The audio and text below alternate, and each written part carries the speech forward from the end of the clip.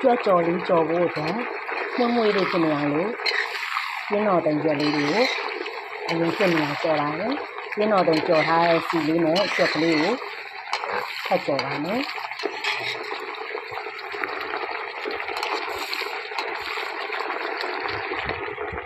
ဒါကတော့ခလီဖြတ်ထားတဲ့ကြွက်ကလေးဖြစ်ပါတယ်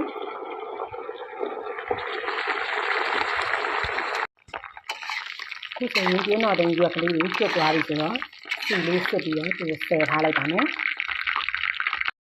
စားစနစ်ရတာနေထားတဲ့ကြွက်ကလေးကိုထည့်ကြော်ပါမယ်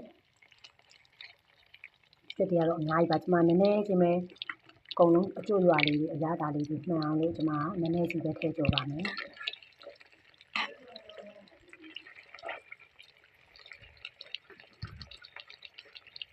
ကြွက်ကလေးတွေကစားစနစ်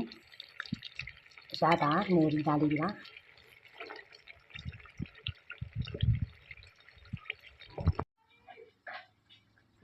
ကြွက်ကြော်နေတော့မှရှမ်းမွာကြက်သွန်ဖြူအသေးလေးတွေကိုအပေါ်တလွှာပဲခွာပြီးတော့ထောင်းပါမယ်ရှင်။ကဲနောက်ထပ်တစ်ခါလည်းကြက်ပါပြီ။ကြက်ပြီးတော့ဆယ်ပါမယ်ရှင်။မွေးရတယ်။ကဲနောက်တစ်ခါကြော်ထားပါပြီ။ကြွက်ကလေးတွေအားလုံးကြက်သွားလို့ဆယ်ပြီးသွားပြီဆိုတော့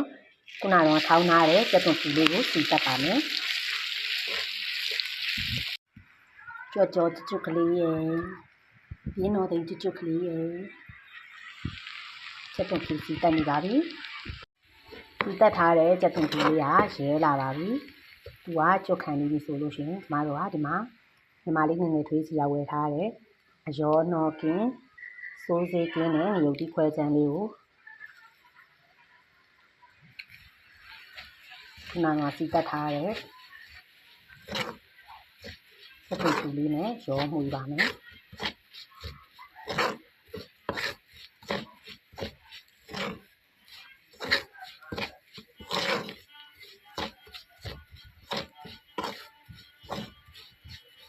ီမလေးငယ်ငယ်ထွေးစီမှာလေကြက်သွန်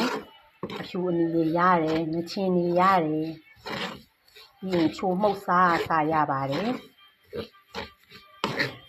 မြုပ်သီးဆိုလို့ရှိရင်လည်းသူတို့ကကိုယ်တိုင်ကြိတ်ကြထောင်းကြတဲ့အရောနှောလည်းကျင်းတယ်ဆိုးစေးလည်းကျင်းပါတယ်ဒီမှာပါအရောင်လေးကိုလှရနာပဲ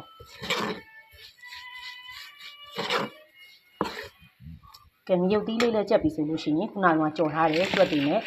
ပြန်ပြီးတော့ရောမှွေပါမယ်